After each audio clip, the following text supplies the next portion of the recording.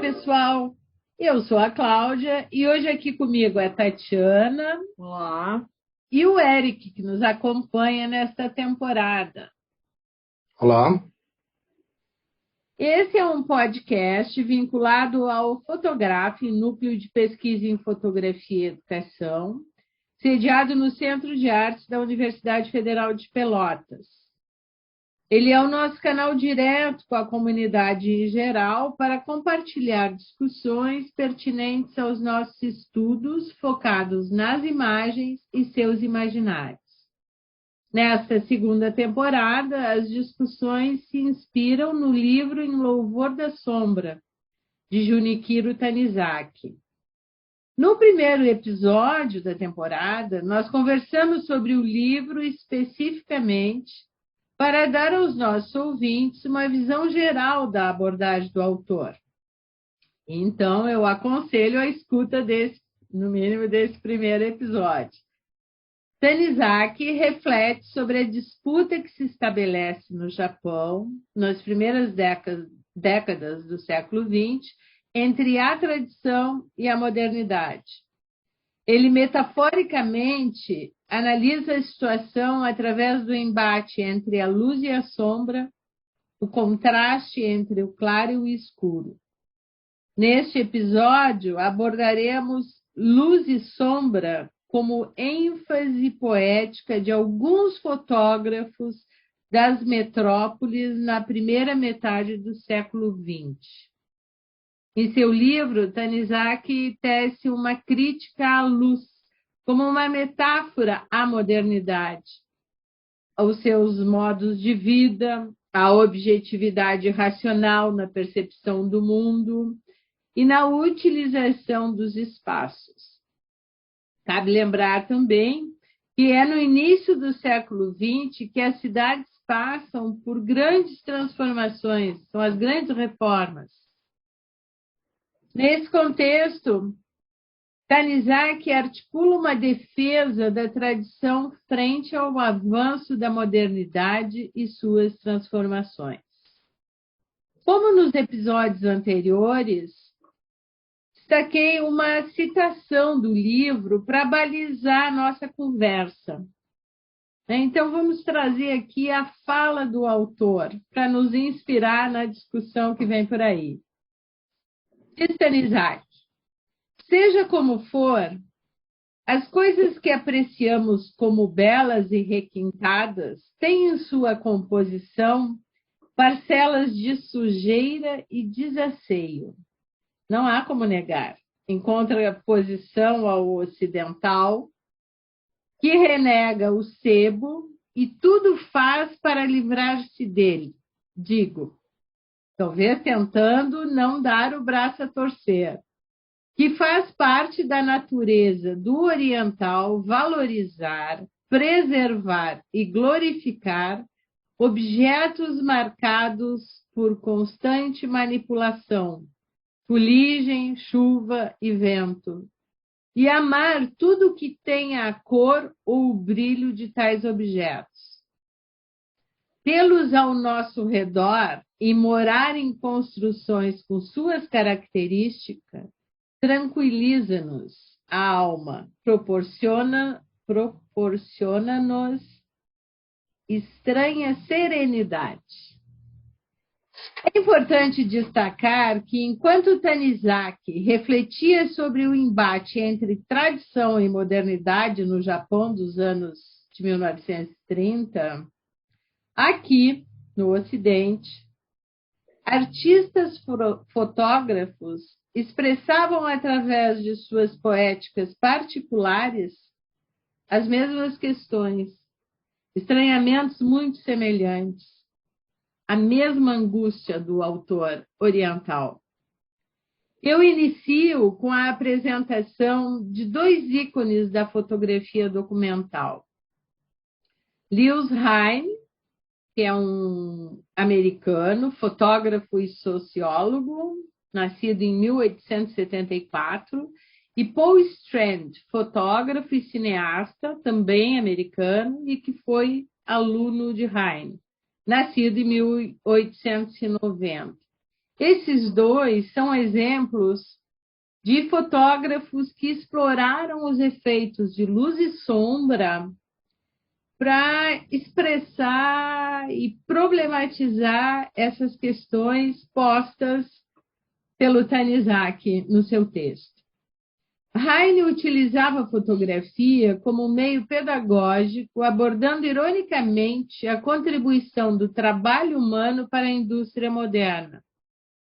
Sempre que eu olho as imagens desse fotógrafo, eu lembro do filme do Chaplin, Os Tempos Modernos, de 1936. Especialmente uma obra intitulada Mecânico da Casa de Máquinas, trabalhando na bomba a vapor. É uma foto de 1920, é uma imagem que aparece uma grande engrenagem e um trabalhador mexendo nela em primeiro plano.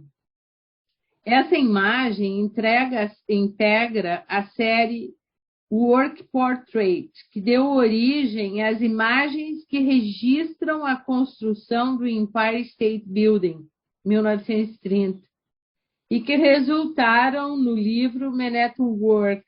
São imagens impressionantes, até mesmo chega a dar um friozinho na barriga quando a gente vê algumas dessas imagens em função da altura, né, em que trabalhavam essas pessoas.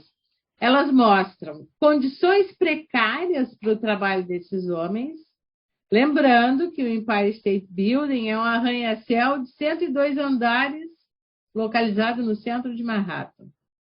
Em algumas imagens, os trabalhadores parecem flutuar sobre a metrópole.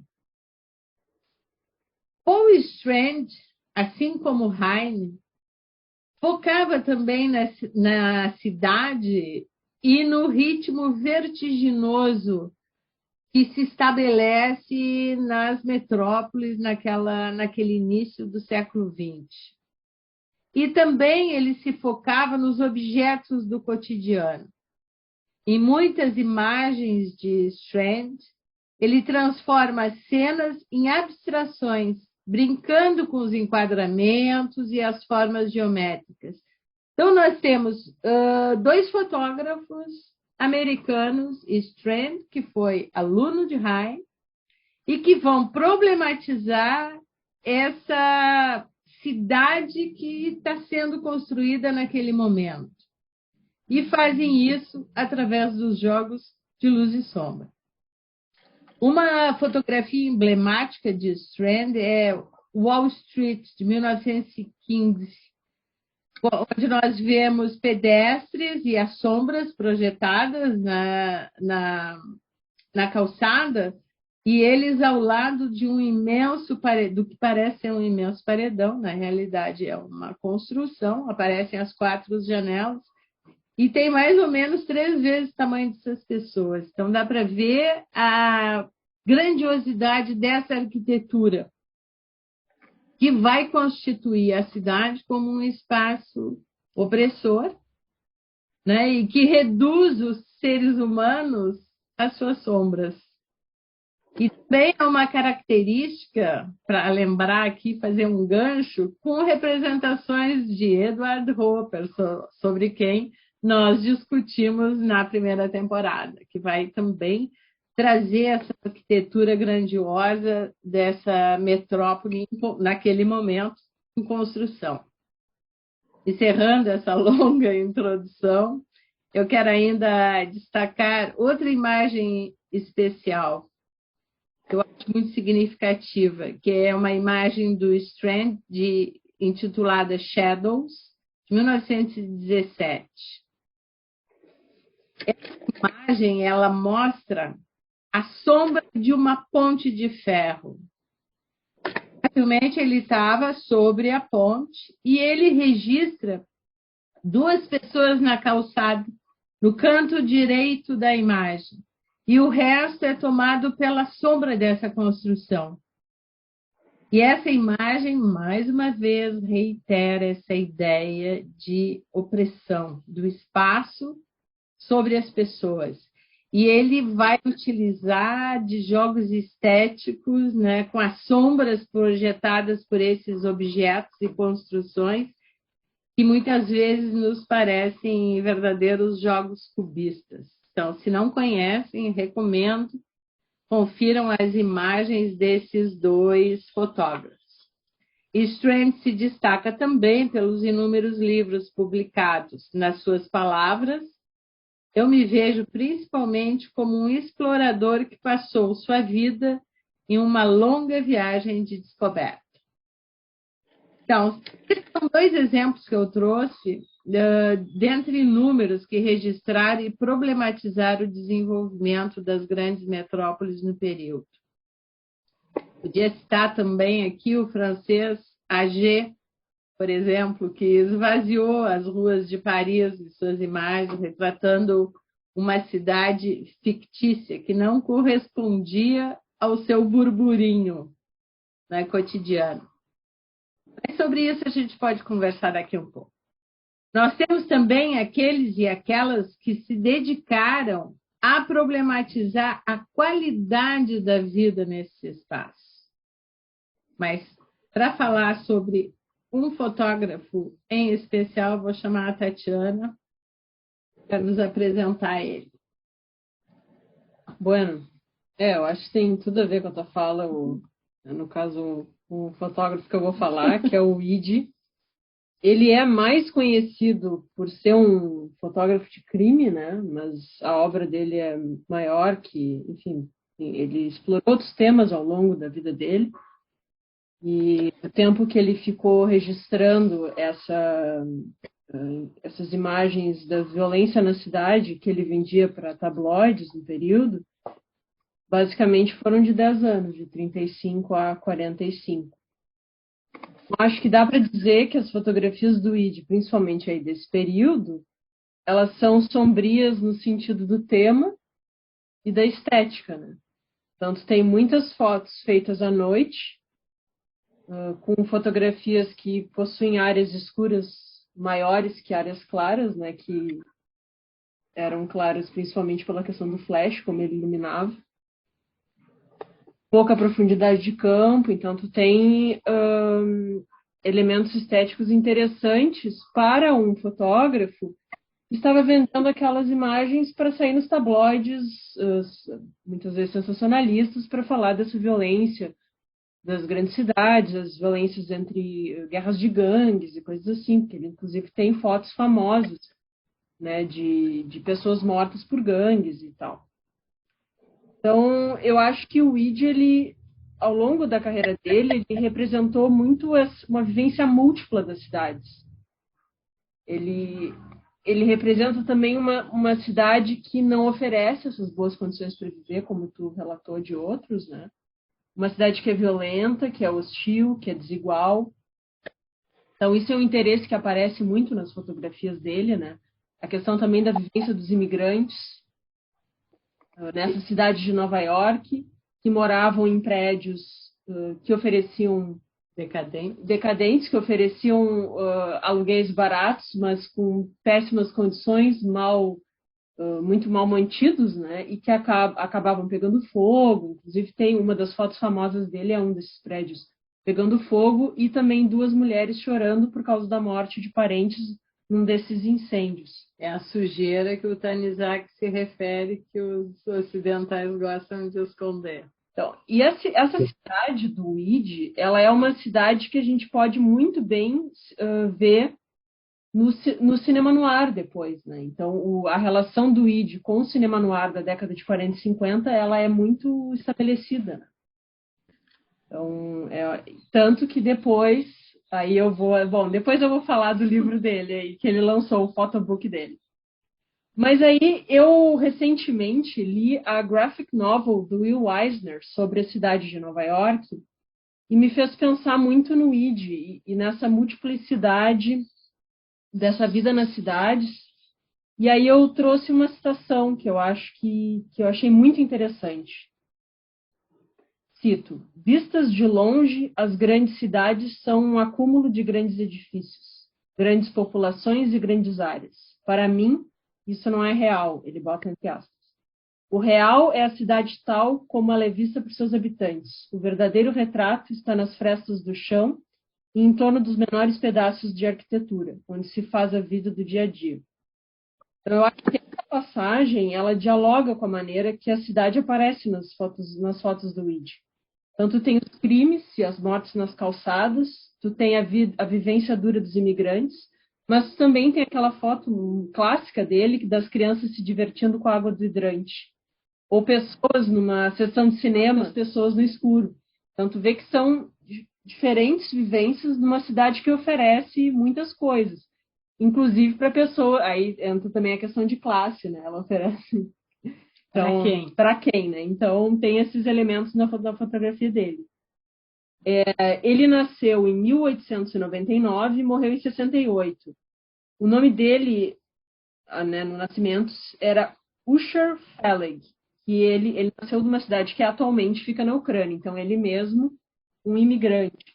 Em 1910, ele migrou para os Estados Unidos, onde ele muda o nome dele para Arthur Felleg. Isso é uma coisa que acontecia muito com os imigrantes, de mudar para um nome mais considerado americano, né? Então, ele é mais conhecido por essas fotografias de crime.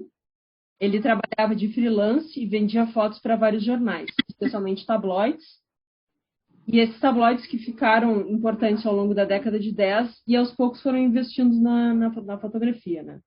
Então, esse foco aí das fotografias de crime, como eu falei, vão de 35 a 45, que é o ano em que ele lança o photobook dele, Naked City. Então, esse photobook é bem importante, aí que sela um momento na carreira dele, porque depois do photobook ele quer explorar outras questões, tanto que depois ele vai para Los Angeles, ele tenta fazer experimentações com a imagem, ele lança um curta-metragem. É uma outra vibe, digamos assim. Inclusive, não é tão considerada pelos críticos quanto o momento em que ele estava fazendo fotos para tabloides, que é interessante, né? E o Naked City acabou sendo comprado pelo produtor Mark Hellinger, produtor de cinema, e para o uso do nome. E em 48, se eu não me engano, se lança aí o filme Cidade Nua, em português, Naked City, dirigido pelo Jules Dassin, que apresenta claramente uma influência das fotografias do Ide, né, e também das temáticas exploradas por ele. E é também muito interessante de pensar também a relação do Ide com o cinema, além até do cinema noir, desse período, porque tem um tema que dá bastante discussão. Um elemento interessante dele, que facilitou bastante o trabalho, é que em 1938 ele recebeu permissão de ter um rádio de polícia no carro. Então, muitas vezes, ele chegava nas mortes antes da polícia. Então, inclusive, tem uma foto muito clássica dele que ele está na foto. Isso é um outro elemento do trabalho do Ide, né? Ele tinha uma persona, né? Então, ele saiu na foto ao lado de uma caixa onde tinha um corpo colocado, provavelmente morto por uma gangue. Por uma gangue não, por gangsters. Por gangue, máfia, uma coisa assim. E então, assim, tem esse elemento aí existe todo um questionamento. Ele chegou lá antes da polícia, a polícia permitiu ele, então não se sabe muito bem como que aquela foto foi feita. Então, acaba gerando histórias sobre a própria figura dele, né? E também possíveis manipulações, que acaba isso virando uma brincadeira em filmes que se inspiraram pela figura do Ide, né? No carro dele, ele tinha lâmpadas flash, máquina de escrever, para poder já escrever os detalhes ali da história. Ele tinha também disfarces para entrar em espaços e passar despercebido, e caixas de charuto, que era um elemento da persona dele. Ele, inclusive, não dá para a gente chamar de selfie, mas ele tirava muito fotos do rosto dele, no próprio quarto dele, para construir essa figura quase assim solitária, vivendo num quarto pequeno, que estava ali com o rádio de polícia do lado, esperando, né, um chamado. Inclusive, o lugar onde ele morava era na frente de um, né, quartel de polícia, de uma delegacia de Nova York.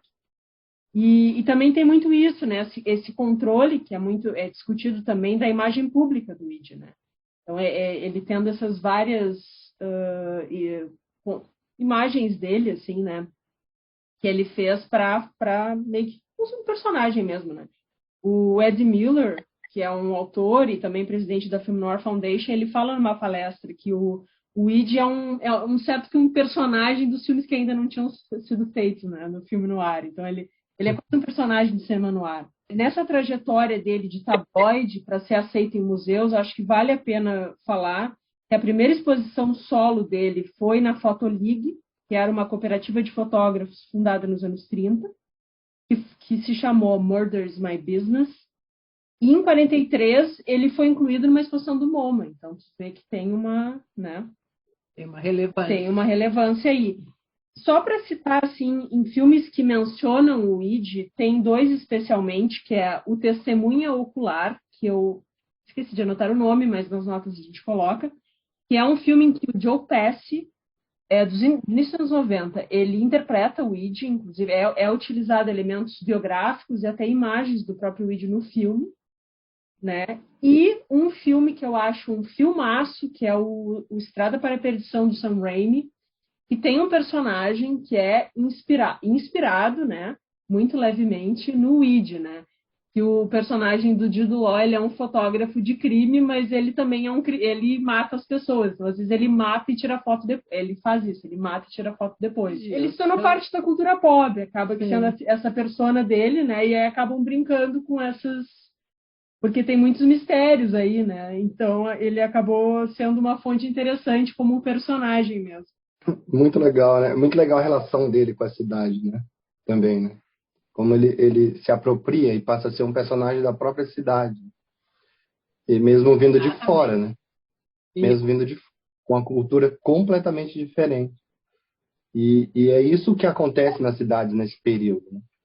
É um período de boom urbano, né? Que começam com as reformas lá em Paris, depois, e pré-industrial, né? Pós-industrial. Então, o mundo, as pessoas estão muito deslumbradas pelo industrial, né? O industrial começa a fazer muito parte do dia a dia das pessoas e da cidade. E a cidade começa a receber pessoas de fora. Então, você tem europeus indo para os Estados Unidos, você tem orientais vindo para as capitais europeias. Então, a cidade começa a ter uma identidade muito diferente, um crescimento muito grande, né? A população do mundo era praticamente rural, né? Antes dessas reformas. Se a gente pensar que o Brasil era rural, em 68, 64, o golpe, a nossa população era a maioria rural. Então, isso vê como o Brasil, que é um pouco mais tardio, claro, né? Óbvio, fez diferença em termos espaciais da cidade, né? Mas o curioso da primeira foto, né? Essa foto de Nova York, das pessoas trabalhando, que é um registro belíssimo, que mostra justamente tudo que estava acontecendo nesse período entre o final do século XIX e início do século XX, né? Como o mundo mudou, né? Eu fiz um estudo rápido, né, de criações, né? Então foi um momento em que começou o processo de Bézet, né, que é trabalhar com o aço, por isso que teve essa facilidade de construir prédios. Teve a invenção do dínamo, que é a eletricidade como força matriz. Teve o telefone em 1876, teve a lâmpada em 1979, teve o motor a explosão, que aí tiram as carroças, tiram os carros, vem um carro para dentro da cidade, carro a petróleo, e veio o elevador em 1887, que aí vem os arranha-céus. Então a cidade ela se transforma em 10 anos, em coisa de 30 anos, várias vezes. Ela vem cada momento em que uma invenção nova dessa vem uma necessidade nova para a cidade e a cidade se transforma. E aí precisa de gente para fazer isso, aí vem gente para dentro da cidade, a cidade se transforma e a cidade vai crescendo e a cidade vai se desenvolvendo. Isso é muito interessante. Ela passa a ser um organismo vivo, como a gente conhece até hoje, né? Ela tem a vida própria, né? Um arquiteto que usa o termo genius loci, né? Que é um termo grego, que é o espírito da cidade, o espírito do lugar. Então, as cidades passam a ter isso, o seu espírito, né? E você precisa ir lá para saber qual é. Fotografia, ela pode passar o momento, mas tem fotógrafos que dizem que a boa fotografia é que tem alma, né? E eu acho que essa foto tem muita alma, essa foto que a gente tirou. E a arquitetura e a fotografia, elas têm uma relação de proximidade desde sempre. Porque as primeiras fotos eram de cidades, né? Eu acho que isso é até meio óbvio, porque tirar uma foto não era uma coisa simples, né? Além de demandar muito material, demandava um tempo longo. Não dava para o cara ir para a praia e tirar uma foto de 20 horas ali, 8 horas, 10 horas de exposição. Então, E a cidade surge na mesma época, então a em cidade 1835. E o cinema, depois, E quando o cinema surge, também depois, torna né? a cidade como um grande... Então, mas o interessante de se pensar é da sobreposição, que é o que eu acho que a foto, enquanto registro, ela mais tem. E o olhar do fotógrafo, como ele vai mudando junto com a própria história da arte, a própria história da arquitetura. Então, as primeiras fotos, e é legal ver essas fotos, principalmente a Wall Street, que é uma foto que você vê que ele quer capturar o momento mesmo, o lugar, a poética, a beleza. Ele não está preocupado em fazer uma foto muito baseada no desenho técnico arquitetônico, porque as primeiras fotos de arquitetura eram muito baseadas no desenho técnico, né, do Vitruvio, aquela coisa, tirar a foto chapada da frente e tirar uma foto que eu acho que é o que fazem muito hoje, e tirar uma foto na perspectiva, tirar uma foto da frente e tirar uma foto na perspectiva, que é o desenho técnico de arquitetura, como a gente entrega, né? Uma foto chapada, um desenho chapado e um desenho de perspectiva. E depois vem esses fotógrafos com essa modernidade vindo, com essa necessidade de mostrar algo mais, porque com a arquitetura moderna eles percebem que a foto não é da arquitetura, é do espaço, é da história, é da alma, do espírito do lugar, do momento. Então, eu acho que eles começam a deslocar as fotos, ter mais preocupação com luz, com sombra, principalmente. E as fotos ficam muito interessantes. É quando também o tempo de exposição é menor e as pessoas começam a aparecer, né? Tem um momento que também não existe gente na foto, né? Porque eram fotos de 4 horas, 8 horas, então você via fantasma, você via ninguém. Então, quando o fotógrafo começa a ter esse domínio, as fotos ficam muito interessantes. Eu vi outro fotógrafo chamado é um fotógrafo americano também, Walker Evans, e ele fotografa as casas e publicidade. E eu achei isso interessantíssimo, assim, mas muito interessante, porque foi a época também em que a publicidade americana começa a crescer, ali no período de 29, né? Também tem a crise mundial, a coisa toda, a economia é um caos, e as cidades muito violentas, um primeiro momento, né?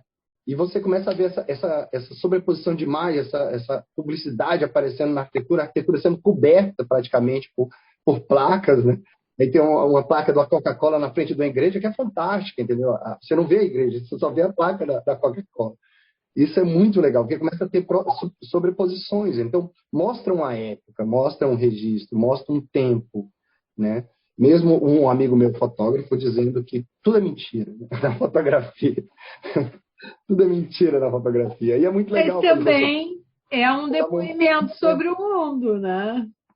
Sim, sim. É isso, nada é verdade mesmo. Na fotografia de arquitetura em especial, por exemplo, que se faz para revista, até hoje, é tudo montado, né? Claro. Às vezes você vê lá a árvore, você chega num lugar não tem árvore nenhuma, né? O que eu acho legal para estabelecer uma relação direta com esse trechinho que eu li do Tanizaki é que, na realidade, tu, como arquiteto, sabe bem melhor que eu, com certeza. Mas esse processo de limpeza das cidades, né? Porque se nós pegarmos aqui o Rio de Janeiro, pelo que eu sei, ali quando fizeram as obras no centro do Rio de Janeiro, as pessoas que moravam lá foram desalojadas e despejadas nas periferias da periferia, né? Eu diria que isso aconteceu no mundo desse período de início das reformas, né, das cidades, que elas deixaram de ser cidades medievais, passaram a ser cidades no período de industrialização, até os anos 60, praticamente, quando a academia, e principalmente a Jane Jacobs, escreve um livro chamado Morte e Vida das Grandes Cidades, onde ela joga isso na cara dos arquitetos, entendeu? Essa coisa da higienização urbana, entendeu? Que é um livro que todo mundo tem que ter, porque ele vai além da arquitetura, né? Até porque ela não era arquiteta, ela era de formação, ela era jornalista, né?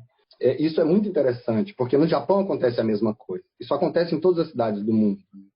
Você vê que Tóquio tem pontos que eles mantiveram por causa do seu valor histórico, monumental, ou eram palácios, ou eram igrejas. O resto foi tudo assolado. Você chega no centro de Paris, você não vê mais nada medieval, né? Londres, muito menos. Viena, Barcelona, né? Essas cidades, Berlim, acabou. O que mantiveram foram as igrejas, os museus e os monumentos. O resto tirou tudo. Castelos para visitação. E as pessoas eram praticamente retiradas, como acontece até hoje. É bom ressaltar isso, porque a gente teve no Brasil agora uma Olimpíada e uma Copa. E a gente viu como a população é retirada. É literalmente retirada. Assim. Às vezes não tem nem um toma aqui, um assentamento. Às vezes é tirado mesmo. Assim. Pessoas que moram lá há anos. A urbanização do Rio foi terrível, porque a urbanização do Rio, a grande urbanização, principalmente no litoral, ela bate com a guerra do Paraguai.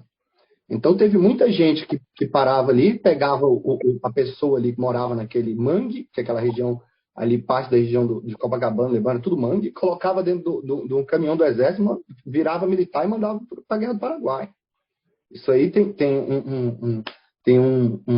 uma pesquisa enorme de doutorado na UFRJ, eu não lembro de quem que é, mas eu li há muito tempo.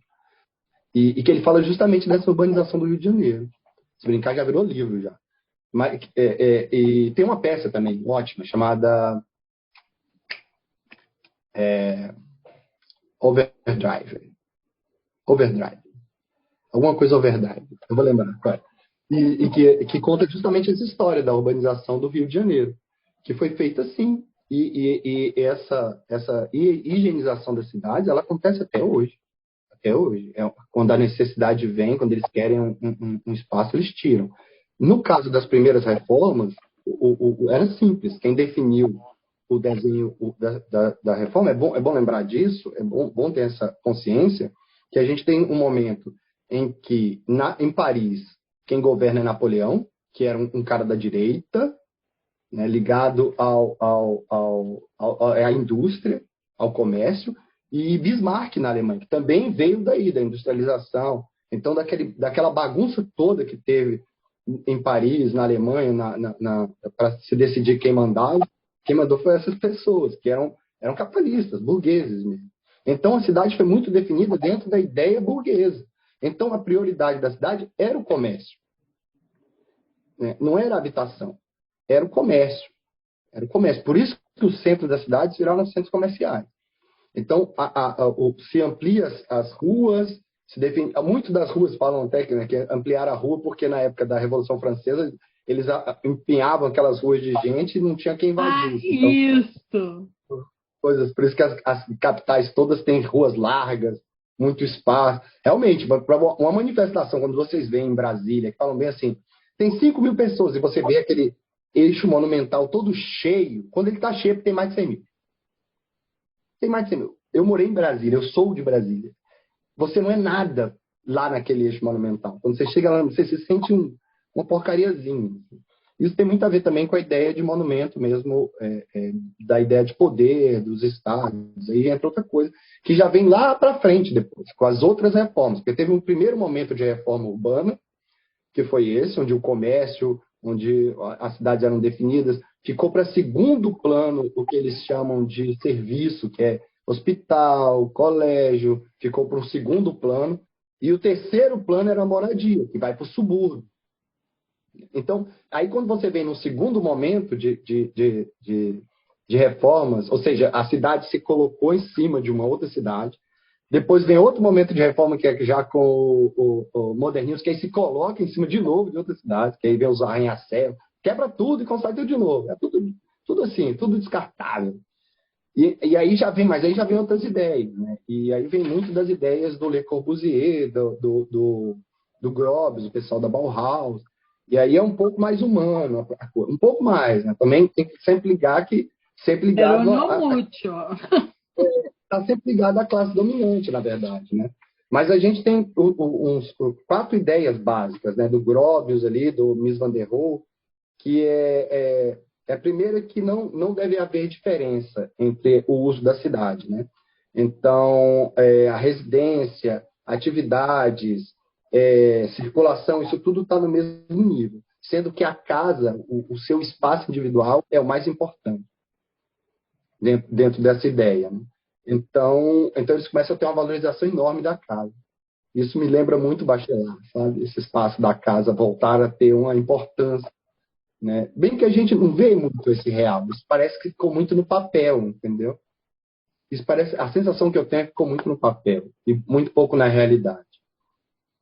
Então, eles fazem essa ideia de princípios básicos para a arquitetura, sendo que a atividade também, a comercial, a industrial e a agricultura, elas não têm também patamares, estão todas no mesmo grau de importância dentro da ideia de vida, de cidade. É o habitar, o trabalho, o cultivar do corpo e do espírito, é isso, e a circulação. São esses os pontos que as cidades têm que abarcar. Então, a cidade ela tem que se preocupar com o habitar, com o trabalhar, com cultivar o corpo e o espírito e com a circulação. Esses são os princípios básicos do urbanismo moderno. Foram terríveis. Eu penso muito também como as colônias, entendeu? Por exemplo, os índios da América toda, eles não tiveram suas cidades aproveitadas. O europeu vinha aqui, acabava com tudo e construía algo em cima. Exato. Eles chegavam nas cidades astecas, nas cidades maias e, derrubavam tudo, né? As cidades astecas eram muito mais desenvolvidas do que as cidades europeias, mas muito mais. Muito mais. Eles já tinham circulação, já tinham saneamento, já tinham tudo isso. Mas não, eles vinham, tem o maior templo, né, que tem Azteca, foi construída a maior igreja do México, em cima do templo. Então, que era tudo água, né? Ali, eles aterraram tudo e fizeram a cidade do México. Por isso que a cidade do México tem muito problema até hoje, com alagamentos, essas coisas todas, né? E está muito abaixo. Né? Então, assim, tem muito de aculturação, né?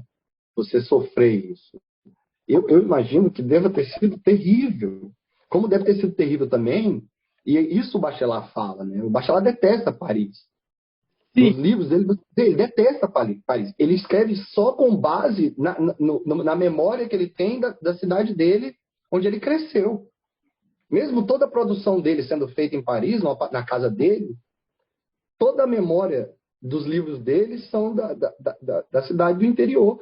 Porque é um cara que cresceu no interior e foi para uma Paris completamente desconfigurada, né? Que não tinha nada da Paris colonial, da Paris que ele conheceu, provavelmente, quando ele era adolescente. E isso deve ter sido muito difícil também. Eu imagino tão difícil quanto. Você sair e morar na fazenda, no caso do Tanizaki, né? Que tem um momento que ele sai, vai morar no interior e volta para a cidade. Deve ter sido terrível você chegar e não saber mais o que é. Né? E eu falei da Jane Jacobs justamente porque ela interrompe uma reforma em Nova York, que é justamente do bairro dela. Quando vão destruir aquelas casas típicas de Nova York, bonitinha, baixinha, para construir arranha-céu. E ela faz um movimento enorme na cidade. E ela lista tudo de ruim que tem na arquitetura. Cada capítulo é um ponto que ela fala. Ela fala da calçada, ela fala da rua, ela fala dos prédios.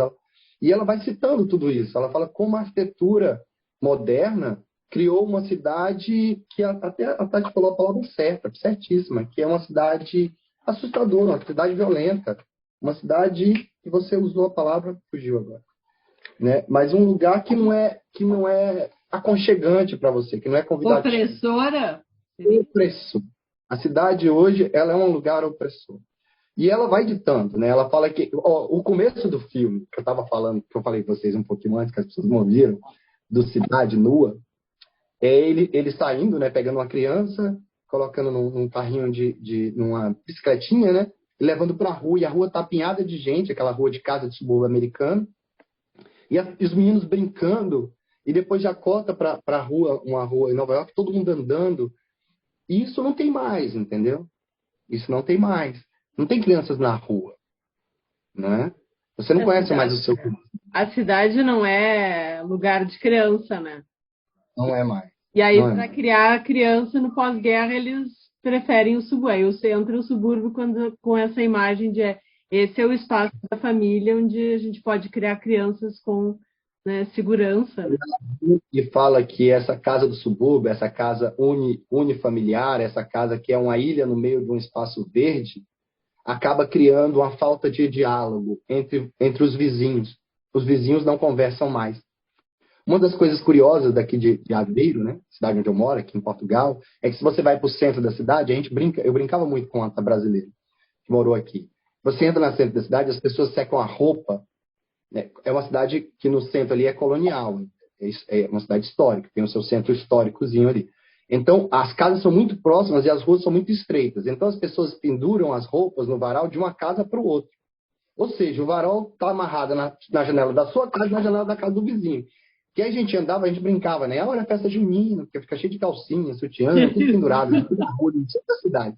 Mas aquilo é muito interessante. É muito interessante, porque você está dividindo um espaço com o seu vizinho. Você criou uma intimidade enorme com alguém que está morando do outro lado da sua rua.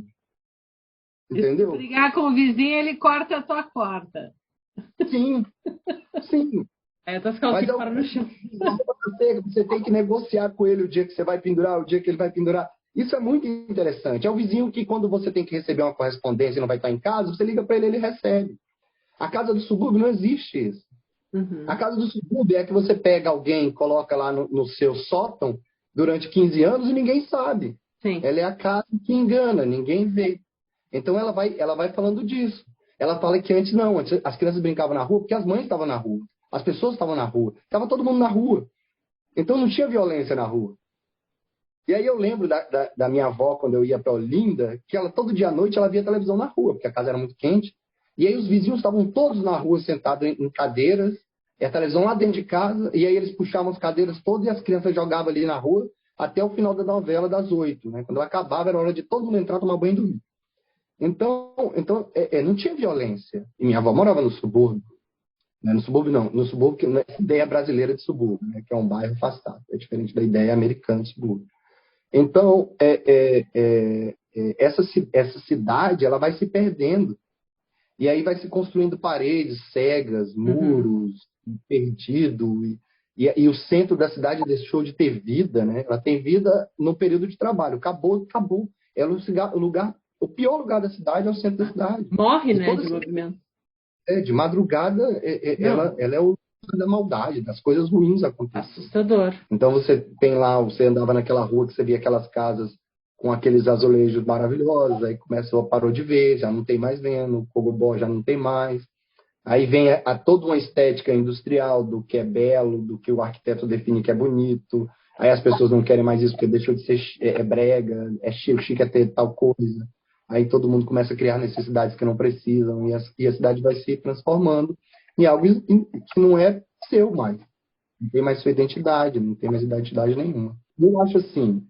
Eu acho terrível eu pensar, por exemplo, que se eu tirar os letreiros ou colocar tirar as letras, você não sabe se a cidade, se aquele centro da cidade, aquele recorte é Nova York, Londres, Tóquio ou, sei lá, ou Madrid, ou Barcelona, sei lá, ou Alemanha. Porque é tudo igual. Tudo igualzinho. Tudo igual. Os prédios são iguais, as portas são iguais, as janelas são iguais. Entendeu? Não tem mais aquela coisa, a arquitetura americana, a arquitetura brasileira, essa arquitetura industrial que vem e ela massifica, né? Padronização, né? Padronização. Se a gente pensa a questão do comércio, tu pode viajar para qualquer país. As grandes lojas são as mesmas. E é curioso também como essa franquias espalhadas. São as mesmas. E é curioso como essa ideia de sujeira, de limpeza, está muito, no caso da cidade, está muito associada à pobre mesmo, à classe social mais baixa. Porque como quem define a cidade são as classes superiores, quem define a cidade são as classes superiores, essa aqui é a grande verdade, crua, né, e terrível, que ela também aponta no livro dela, né, que é uma coisa definida de cima para baixo. A sujeira está muito ligada a isso. Então, essa higienização urbana, essa limpeza urbana, no fundo, é tirar os pobres cada vez mais do centro e afastar ele mais para longe da cidade possível. Ninguém quer ver você. E isso é muito triste em todos os sentidos possíveis de se analisar. E isso também causa violência, porque você está criando núcleos de violência e um cinturão de violência. E isso é tudo muito ruim para a cidade. E as pessoas param de se identificar com a cidade, né? Porque eu não devo mais nada para essa cidade, ela já não me representa. Sentido de pertencimento inexiste. Né? Eu lembrei do filme Cidade de Deus. Sim, é aquilo ali. É aquilo, né? É justamente esse segundo momento de urbanização, que no caso do Brasil é justamente ali no 60 e pouco, ali 68, 60 que o filme passa ali. A primeira parte é quando eles tiram as pessoas e jogam no assentamento. Exato. PQP, né? Que é o que faz no Brasil até hoje. Até hoje é assim que a gente vê a nossa urbanização. No Brasil ainda teve um momento que quando fizeram o Ministério das Cidades, nos governos passados, que tinham aquelas discussões sociais, né? Que as pessoas definiam para onde ia o dinheiro, o que ia fazer na cidade. Isso era discutido entre os moradores da cidade. Isso foi bem legal. Foi uma ideia bem legal. Porque é assim que se deve decidir uma cidade.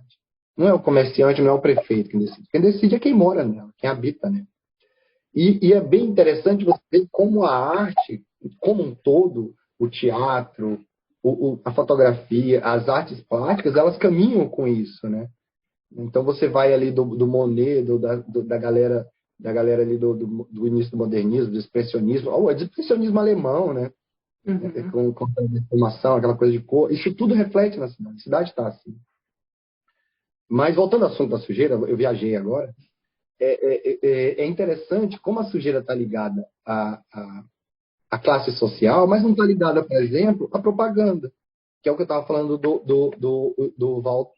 Walker Evans. Ou como o livro do Aprendendo com Las Vegas. Não está ligado à propaganda, aquela sujeira que a propaganda tem que assola a cidade, que você não vê mais nada. Sujeira visual. Visual. Ou não está ligada à sujeira estética. Né? Você está olhando ali, tem uma coisa tétrica, sabe? Não está ligada aí. Se a coisa tétrica for o McDonald's, está tudo bem, sabe? Assim, se for um prédio do McDonald's no meio de uma praça histórica, tá tudo bem. É o McDonald's. Não tá tudo bem. Aqui nós temos um prédio antigo onde tem um desses fast food. Ocupando um casarão. Casarão, que é um prédio. Esse tipo de sujeira que era que devia nos incomodar, ela não nos incomoda, né? E essa sujeira que eu acho que se trouxer a ideia dele que eu acho que é aquele fato mesmo, que é a ideia do tempo, né? Do rastro. Acho que a gente até falou disso, né? O rastro que a cidade deixa, que as pessoas deixam. Essa sobreposição que o urbanismo faz em cima da cidade, de destruir e construir, destruir e construir. A gente agora viu lá o cara da Havron lá, sabe? Achei um pedaço de azulejo, constrói lá um Foi prédio. Aqui em Rio Grande. Foi aquele prédio frente da universidade. Aquilo é uma sujeira. Aquilo é uma sujeira. Entendeu? Uma sujeira ruim, que a gente via ver como ruim. Mas um rastro histórico, um rastro de história, não deveria ser. Paris, quando você vai em Paris, né? Eu espero que as pessoas, todas que ouçam, tenham a oportunidade de ir, que todo mundo deveria ir, assim, viajar o máximo possível. Você sente muito essa falta de identidade na cidade. Assim, você anda numa cidade que ela é milenar e não tem um pedaço, assim, tem um prédio ali solto que fica meio perdido no meio do nada, entendeu? Um museu, ou a Notre Dame. Pronto, Notre Dame é clássica, ela está perdida no meio do nada. Aquela igreja linda e em volta, um monte de prédio clássico, neoclássico, moderno. E tu fica assim, caramba, que perdido que está esse prédio no meio desse nada. O que ele conta? O que tinha aqui antes? Tudo foi soterrado, entendeu? Então foram soterrados histórias, foi soterrados pessoas, foram soterrados lembranças. Então, para a gente que está tão distante dessa ideia, dessa vida, não faz mais tanta diferença. Mas para o Bachelard, para o nosso escritor, que eu esqueci o nome, o japonês, deve fazer uma diferença absurda na cabeça dele, entendeu? As memórias dele foram embora, foram perdidas, entendeu? Isso deve ser terrível, terrível. E a fotografia, bem ou mal, ela deixou um pouco, é ela que deixou a lembrança, a fotografia, a pintura, é onde a gente pode resgatar, né? E na literatura, que eu ainda acho que é a que mais fornece história, imagem. A graphic novel que eu mencionei, do Will Eisner, que aqui no Brasil foi publicada como Nova York... Peraí, eu anotei aqui. Nova York, a vida na grande cidade, mas vai estar nas notas. E dentro dessa, tem 4 graphic novels, e uma delas se chama O Edifício. Eu lembrei do que tu falou, que ele vai dizer exatamente que essas construções, elas são feitas de vidas, elas não é só um prédio. Então ele vai contar a história de 4 fantasmas de um prédio que depois foi demolido. E aí que passavam por esse prédio, viviam de formas diferentes o prédio, e que provavelmente muitas dessas histórias foram esquecidas junto com a demolição, né? E aí eu até peguei uma fala aqui tem um livro do Richard Sennett sobre cidade, que ele vai dizer que Nova York é a cidade que mais cresceu a custo de demolições. Sim. E aí eu acho que bate muito também com essa representação do Will Eisner, que está falando de Nova York na década de 80, e que vai passar por um processo de higienização, né? Vários. Nesse momento aí dos anos 80, aí, esqueci o nome. Vários. Prefeito. Sabe o que eu acho que... Prefeito da Ordem. Que foi o advogado do Trump. Sim. Sabe o que eu acho que é importantíssimo em termos de linguagem artística? Fora a fotografia é importantíssimo nesse registro dessa coisa, dessa transformações, desses diferentes momentos. O grafite ele é importantíssimo em toda essa ele ali no início dos anos, no meados de 60, ele vem aparecendo e as pessoas começam a escrever, os prédios abandonados começam a ser pichados, e ele é importantíssimo é como se falasse assim, ó, isso aqui, ó, está sendo destruído, então eu vou pintar. A voz da cidade, né? A voz das ruas. Né? Aquela parede ali, onde você pega aquelas descidas, e em São Paulo tem um monte, né? Você mergulha e vai sair lá do outro lado, aquelas paredes são horríveis. Pinta! Pinta! Em vez de deixar tudo cinza, fica lindo. Então, hoje eu acho que o artista vê muito isso, a ocupação, a importância dele estar na cidade, dele ocupar, dele mostrar o que está ruim na cidade, entendeu? Eu acho que hoje o artista que se preocupa tanto em ocupar a cidade, tem muito essa preocupação do que a cidade está falando com ele, ou falando pouco com ele, né? Uma das coisas que eu acho mais importantes da gente fazer é andar pela sua cidade, andar a revelia mesmo, andar, ver a cidade, olhar a cidade, conhecer as pessoas. Deriva a cidade. Tu sabe, quando eu conheci Goiás Velho, eu fiquei muito impressionada com a limpeza da cidade, com a falta de picho, falta parece que falta vida. Eu achei tão organizado, porque Goiás Velho está perto ali da tua terra, né? De Brasília, bem pertinho, né? Eu achei linda a cidade, mas eu achei ela muito... assim, para turista ver, digamos, eu senti falta de algo pulsando ali naquela cidade. A zona de Goiás Velho é uma cidade muito boa de se falar, porque Goiás Velho é uma cidade fundada por portugueses, é uma das cidades mais antigas do Brasil, Uma cidade ali no centro-oeste é mais antiga. Então, ela tem toda a nata, ela é a capital da nata da agricultura brasileira, das grandes famílias, né, de agricultores brasileiros. Então, aquele centro dela é muito a cara dessa burguesia. Realmente, ela é completamente limpa ali naquele centro. Né? Para você ver algo de cidade, você tem que sair um pouco, se deslocar. Exato. Tem pontos na cidade que são pontos justamente onde tem os onde tem onde a cidade tem o seu impacto, né? Tem um bar ali muito famoso chamado Bar da Macaca, que é por causa de uma coisa que tinha na antiga TV Pirata, um programa de TV. É não sei o que da Macaca, assim, é um lugar bem, um ponto bem, mas é um ponto que fica num beco quebrado, dentro de uma quebrada, que entra numa quebrada, que sobe uma escadinha e acha, ou seja, se você não tiver com um morador, você não vai achar nunca. Então, que é um lugar onde é isso, um lugar de um grito dentro de um lugar totalmente careta, em termos de espacial. Isso não acontece em Ouro Preto, por causa das universidades. Né? É cheio de universitários, cheio de gente, cheio de... Então, eles ocuparam a cidade, né? Os universitários. O Wes Velho, agora que chegou a universidade lá, uma extensão do UFMG. Então, é tudo muito novo. Então, talvez daqui a uns 10 anos a gente comece a ver uma vida maior.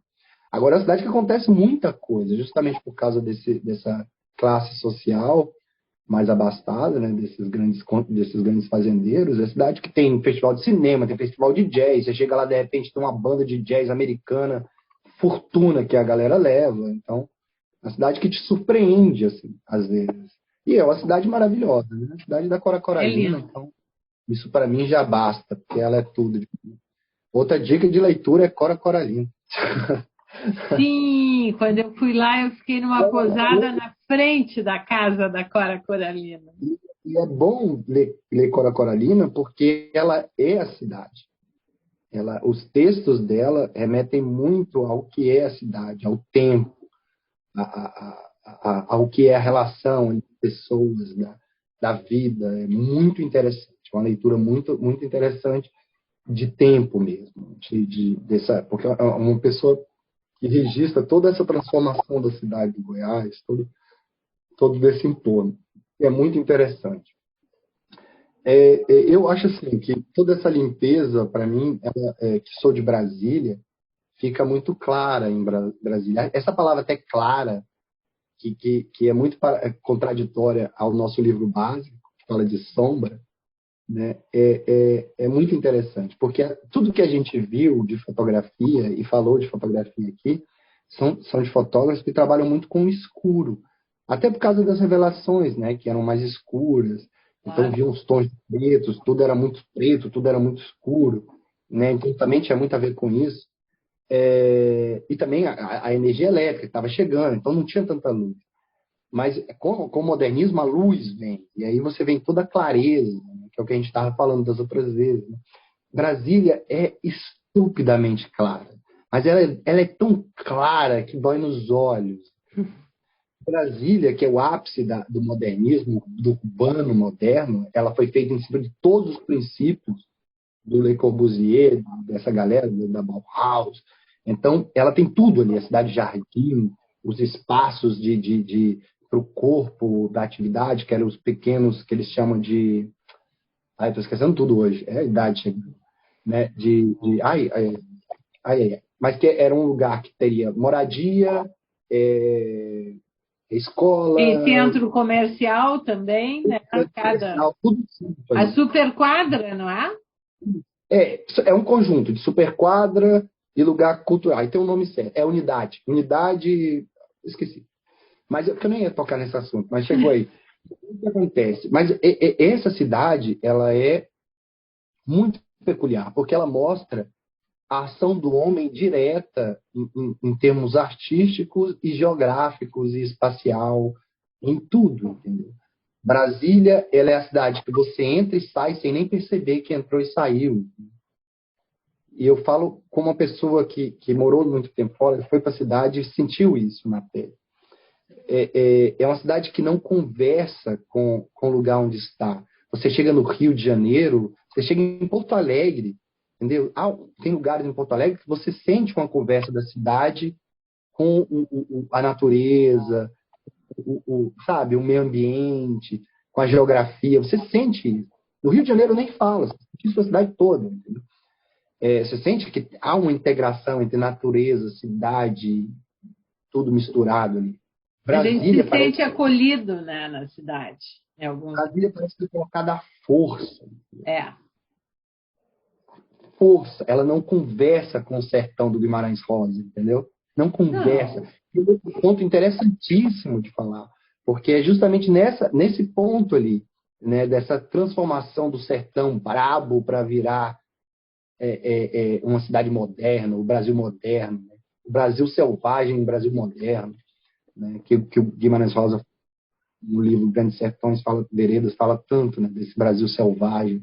E aí vem Brasília e pá, e Brasília ali, clara, né, onde os fotógrafos que tiram foto de Brasília falam que o grande barato é porque você tem sempre o céu como pano de fundo, não tem como fugir do céu em Brasília. Ele está sempre no seu horizonte, então você consegue ter todas as paletas de cor que você imaginar no céu. Por isso que falam que é tão bonito, porque você está vendo o céu o tempo todo, o dia todo. E como a escala da cidade é muito baixa, você vê o céu o dia inteiro. Você vê onde está chovendo, você onde não vai chover, você vê tudo, você vê todo. É uma cidade realmente muito bonita em termos do céu. Mas é uma cidade opressora em todos os seus sentidos. E ela mostra todos os defeitos do urbanismo moderno. Sabe? A ausência de pessoas na rua, o isolamento dentro do seu espaço individual, que é a sua casa, a falta de conversa, a supervalorização do carro, né? Então, se você não tiver carro, você não é ninguém, né? Então, o automóvel toma o espaço que era do humano, né? Então, até as casas, né? Você entra nas casas, a fachada é o automóvel, a fachada principal é onde fica o automóvel, é a garagem. Então, é uma cidade que criou também esse anel de miséria, né? Que foram criando os bairros para as pessoas pobres irem. Então, ninguém quer ver pobre. Para os trabalhadores que foram construir a própria cidade, né? Porque uma coisa, nós falarmos de Nova York ou Paris e de reformas. Tu já tem um espaço construído e as pessoas vão lá e reformam. Brasília, não. Brasília foi construída nos seus mínimos detalhes, né? Construída e amarrada, né? É uma construção completamente amarrada. Ela não foi feita para crescer. Ela não foi feita para ser orgânica, para ser viva. Ela foi para ser a foto bonita daquele projeto. Clarice Lispector teve um texto foto chamado aérea Brasil. Dela. Belíssimo. Ela disse que se sentia, que ela morou lá, né? Uhum. E ela se sentia numa ilha, se sentia num presídio, né? Presa, em volta do monte de cerrado, não tinha como fugir. Hoje está pior, porque nem cerrado tem, é plantação de soja por todos os lados. Só está piorando. Mas, assim, é uma cidade muito opressora, mas muito fotogênica. Em termos de imagem, fotogênica. É uma cidade fotogênica, uma cidade fotográfica, uma cidade cinematográfica, justamente porque não parece real, né?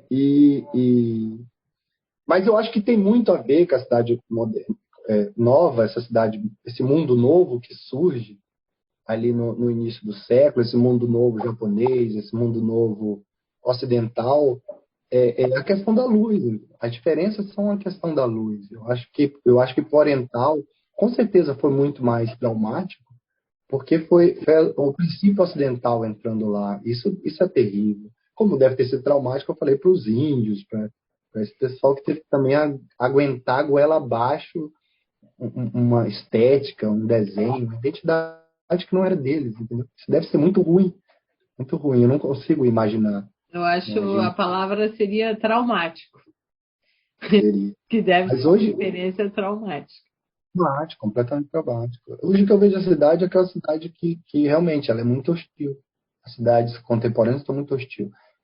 E a cidade tem, como a gente vem conversando, ela está em processo de reformulação. Hoje as cidades já estão conversando na cidade inteligente, as cidades, os prédios que conversam, tirando cada vez mais os carros da rua, porque viram que não dá, Então, as cidades hoje elas estão colocando mais gente, mais calçada, tirando o carro, ciclovia, trazendo a bicicleta de novo, né? Hoje a conversa é essa, né? Mas o princípio básico, que é o ser humano, ele ainda é muito colocado de lado nesse debate, nessa conversa. Ele ainda é muito colocado, sabe? Está diminuindo o espaço. Você vai vendo assim, hoje os apartamentos de São Paulo, as pessoas têm que viver em 20 metros quadrados, em 15 metros quadrados, como se fosse assim, como se a pessoa quisesse morar assim, entendeu? Na verdade, as pessoas estão sendo obrigadas a morar assim, porque não tem como pagar uma casa maior. E no O centro, Japão as pessoas residem em gavetas. e eu morei em Chicago e o comum, como aqui em Portugal, é alugar quarto, né? As pessoas moram em quarto a vida inteira. A vida inteira. Moram alugando quarto com outras pessoas que querem morar no centro da cidade e moram em quarto. Com um monte de desconhecido que vai trocando de 6 meses, de ano em ano. Todo dia você não sabe com quem você está morando. Muito estranho. E você não cria nenhum tipo de vínculo, às vezes. Às vezes cria. Para nós é estranho, né? Então a relação é muito estranha. Mas o que é interessante também, que bate muito com o Ig, né, é a coisa da cena, né, da construção da cena, que a arquitetura também moderna se preocupa muito, né, com a beleza estética de criar uma cena na composição da imagem da cidade. É, né, uma cidade que compõe imagens, né, mas são imagens frias, né? De São uma cidade imagens. que se vende através de imagens. Aí vamos entrar em Bordo, falando sobre Paris, da cidade para os turistas, né? Bom, pessoal, Sim. já nos avançamos no tempo, mas está valendo para o nosso último episódio de 2021. Acho que valia deixar como dica que tem um curta de 1939 chamado The City, que fala bem mal dessa cidade moderna, né, como um espaço de violência, um espaço de pobreza também, um espaço em que as pessoas não conseguem ter vidas plenas, e aí é quase como fazer um ódio ao retorno, ao antes. Ele inclusive levanta assim, traz referências assim muito antes da construção da cidade no texto, na narração. Então é interessante ver como um documento histórico do período. E aí tu tem aí o processo aí tu tem a guerra logo depois e aí tu tem essa questão dos subúrbios que são marcantes aí no pós-guerra no contexto, né, estadunidense, né, desse vamos sair das cidades para criar nossa família branca, Sim, né, e viver o American Way of Life, né? Então tem muito isso, assim, que eu acho interessante, é um curta. E também tu falou muito do Paul Strand, vale falar aí que o Paul Strand tem coisas para o cinema também, né? Sim, eu citei que ele é cineasta. Como diretor de fotografia, ele fez a direção de fotografia de um filme mexicano da década de 30 muito interessante, chamado Redes. E ele tem o curta Manhattan, que é a fotografia que tu citou, aparece ali a cena em movimento, nesse curta dele, sobre, no caso, a vida em Manhattan. Sim, sim. Duas coisas, né? Aquela que eu falei da imagem é do Day City, não é do Cidade Nua. Né? Aquele começo que mostra o subúrbio, perdão. Mas é interessante a gente falar só uma pontinha, é justamente também isso sobre as pessoas que faziam fotografia, que faziam cinema, que faziam arquitetura. Eles eram pessoas muito multilinguagens, né? Então, os arquitetos desse período, eles normalmente faziam fotos, eles eram fotógrafos, eles eram designers. O Lúcio Costa era figurinista, né? Desenhou roupa, desenhou coleções de roupa. Isso é muito interessante falar, que também, mesmo essas pessoas, elas tinham mais multiplicidade no seu olhar, né? E hoje a academia meio que foi fragmentando o olhar do profissional e enquadrou, né? Isso também faz parte da ideia moderna, né? De produção moderna, industrial. né? Esse fascínio industrial ele foi para todas as áreas. Então a gente tinha um cara que fotografava, fazia cinema, fazia quadro, pintava e se divertia às vezes em outra coisa, né? E você fica, caramba, o cara é um gênio. Não, é normal. É normal. E aí veio a cultura dos especialistas. Sim, sim. Tem a ver com... E essa cultura que separa, que aparta, né? E que reflete no nosso dia a dia e vai refletir na nossa cidade. Exatamente. Eu queria só mencionar uma última assim, dica. Foi um livro que eu usei na minha tese, que é sobre o impacto dessa urbanização em Nova York, no caso, na Constituição, na questão da construção da família e nas relações de gênero. Porque tu tem aí, ali na primeira metade do século XIX, enquanto tu tinha famílias que conviviam todas no espaço da casa, o homem trabalhando na casa, tendo seus ajudantes, a mulher também no espaço da casa, criando os filhos. Aí tu passa a ter os centros comerciais afastados das áreas residenciais, o homem indo para esse espaço considerado competitivo, do trabalho, do capitalismo, do dinheiro, que é um espaço considerado aí lido como masculino. E o espaço da casa aí fica como o espaço feminino, né? Então, existe um impacto da urbanização também em como se pensa a família e como as relações de gênero acabam esse período, assim. E é bem interessante. O nome da autora é Diana Dizzy-Rega-Wall, coisa assim. É um livro sobre arqueologia de gênero. Depois eu posto nas notas. E é interessante pensar que essa questão da urbanização, ela impacta em muitos níveis, né? Com certeza. Tudo. Estamos aqui a falar em luz e sombra e chegamos em gênero. Eu tinha que dar um pitaquinho.